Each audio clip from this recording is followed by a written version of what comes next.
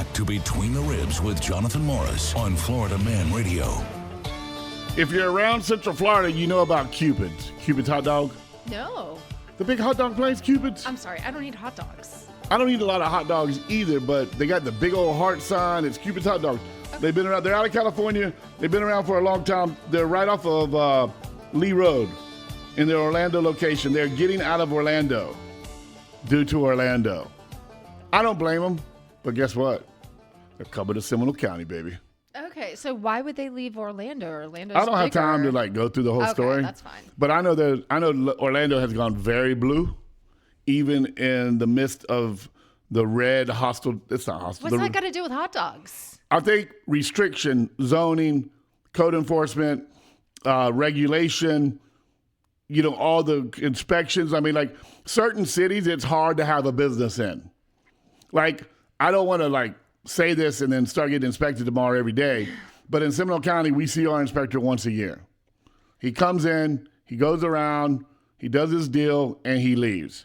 Now, in the past, we have had the luck of the bad draw, and we get an inspector that, his only power is with his flashlight and his pen. And you know that because when they open the door of your business, they open the door, they rub their little plastic badge, they pull out their flashlight, click it, and start pointing at your ceiling. It's like, dude, you're here to check cooler temperatures and hot water. What are you looking at my ceiling for? But that's just a game some of them play. When that guy walks in the door, don't say a word, shut up, just walk him around as fast as you can because this cat's here for trouble. Then you have the other ones that walk in, hey, how you doing? I'm Billy. I'm here to inspect your place, And then you have a conversation with them, you shoot the bull, they do their job, and they leave. But you got fire zones, and I understand it's all under the umbrella of public safety. But this is the reason I brought this story up is this is what Democrats and crazy liberals are so scared of. They're scared of freedom. They're scared of having to make educated choices on their own without government oversight. I can see that. See, prior to Carter, and maybe there was a few before Carter, but the farther you go back into history, you find establishments, bars, saloons, restaurants, outposts, grocery stores, town stores, hotels, inns, whatever they were.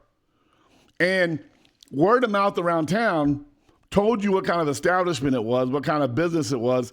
Were you likely to get robbed if you go in there? Were you likely to get food poisoning on Tuesday because the lady uses all the Sunday's leftovers Monday and Tuesday, right? So you knew that kind of stuff.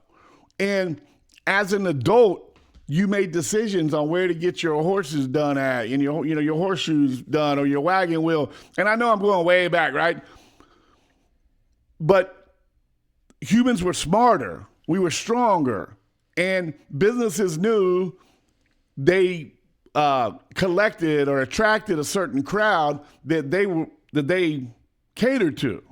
And if it was the bottom of the pot mush food that only the guy with the steel stomach could eat there, and the beers were cold and cheap, that's the crowd that went there. And then if it was a fancy diner that the tables were wiped and washed and you had the waitress and families would go there after church and get fresh meal right off the oven, they catered to those type of people, right? And I'm using food for an example here, but every industry had that. And it wasn't the government's job to go around protecting the world from people who cook food and sell food. It's your responsibility to go into a place, and if the place is dirty, leave. If the place stinks, leave. But there's also the temperatures and stuff, and we can't monitor that. But that's what they're supposed to be doing. But they don't either. What? They come once or twice a year and check your coolers, and they look at your clipboard. So what the other months, days of the year, you could be doing anything you wanted to, and it doesn't matter. We've covered stories about mop sink chicken where they're thawing out frozen chicken in mop sinks in alleyways in New York. And they do a raid and they shut down 27 restaurants. Well, those 27 restaurants have been doing that long before that day they got caught. And they're back to doing it now, hoping they don't get caught again. So all the wasted money and the wasted crap that we have in our country for oversight, for protection, for security. And that's why I tell people, be careful how you vote. Be careful about convenience. Be careful about security. Be careful about, and they're false conveniences and they're false securities. Because if they did their job, why do we have recalls? Because they're still doing their job and they're finding things that have been missed from human error? No. Recalls are products that are already on the store shelf and they've already in people's refrigerators. That they realized they missed because they weren't inspecting every week instead of once a year. Right, that's what I'm saying. If they were really doing their job and it was really worth the money, none of that stuff would get out to the public. You wouldn't know about it. It wouldn't be there because they would be doing their job. So I wonder how many they pull that don't get out into. Yeah, exactly. How many people eat something, had the runs for a couple of days, just chalk it up to a flu, a stomach bug, or whatever, and it really was E. coli. Your body was just dealing with it because that Sounds like a stomach bug. Because that got missed. And I'm not trying to hone in on that, but what I'm getting at is, and I'm not picking on Orlando, but it's, from what I've heard, it's hard to open and stay open in Orlando. The taxes are different. The inspections are different. You got fire, you got water, you got code, you got sanitation, you got, just everything across the board. The way the dumpsters are done, just everything. Not want to own a business. It's hard. So anyways, Cupid is coming to Seminole County. Oh, yeah. They'll be in Castleberry. So it's just like in California, the mass exodus. And again, I'm not picking on Orlando. There's cities around Florida that people are tired of doing business in. And they're like, this just isn't sustainable. Whether it be the homelessness, the crime. Orlando, Orange County has a higher homeless problem than we do in Seminole. So there's a lot of things that affect it. But if you're into hot dogs and you live in the area, you just have to drive to Seminole County now to go to Cupid's. They are not sponsoring us, but if they would like to, they could call. I don't think they sell hot dogs like we sell hot dogs. Oh, yeah. No, you're right. We don't. But we will take money if they want to sponsor us. 407. Give them the number. 402-5686. Did you hear about the Florida teacher that was found naked? How do you just get... Wait, what?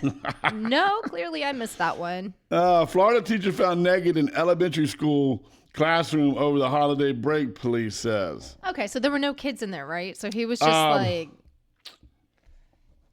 We were reaching out to inform you about a matter that recently came to our attention involving allegations unrelated to our school against an individual formerly employed at our school. He was employed until I sent this email. Pictures from the St. Louis County Sheriff's Office show the inside of a classroom where officials discovered a man naked inside Port St. Lucie. Oh, what's the name of the school? Oh, Somerset College. It's elementary school. Somerset College Preparatorial Academy. His name is Joe Urias. We saw Urias, sir. Oh, Sir Urias. Sir, your Urias is showing. Joe Urias is showing. Is that a proper sentence? Joe Urias is showing again. Put your Urias away, Joe. Are you 12? I am today. Port St. Lucie Police Department arrested the dude. Oh my gosh. Wow. It was Thanksgiving evening. An alarm. Thanksgiving evening. I thought it was just Christmas Eve and New Year's Eve. Now Thanksgiving gets an eve? Wait, no, the evening of Thanksgiving. Oh, you're right. Evening came after the Thanksgiving. There was an alarm at the school. Oh, and I guess he taught at Somerset College Preparatory.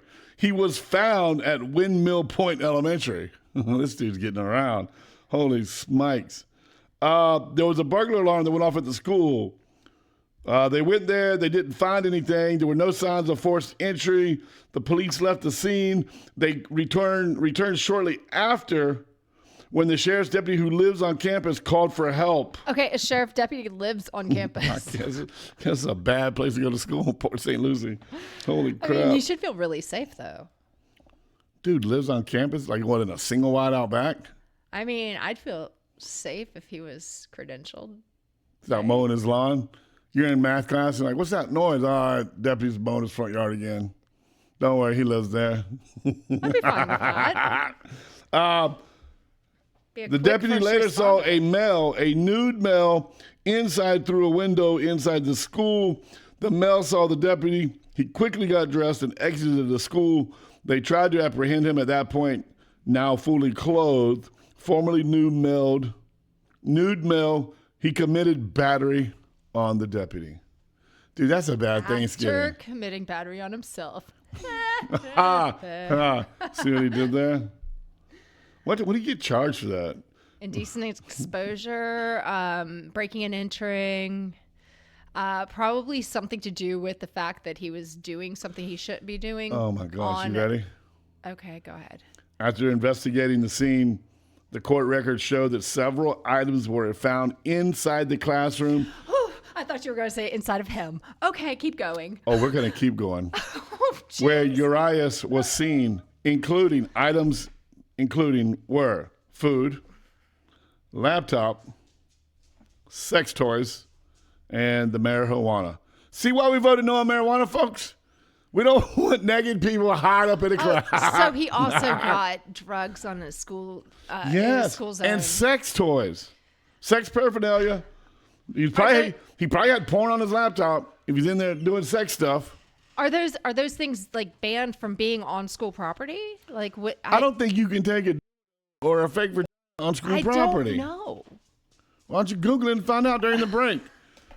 I'll tell you what, y'all Google, we'll Google. Let's see what we can come up with during the break. Mama Morris just walked into the studio. Do you think it's inappropriate to have sex toys on an elementary campus? I mean, inappropriate. Absolutely. I don't think anybody Do you disagrees think with it's that. But is it? Do you think it's okay legal? for a man from another school to break in on Thanksgiving, be butt-ass naked with his laptop, sex toys, and marijuana, and then make battery on a police officer? We'll be right back. You've been struck by a smooth criminal.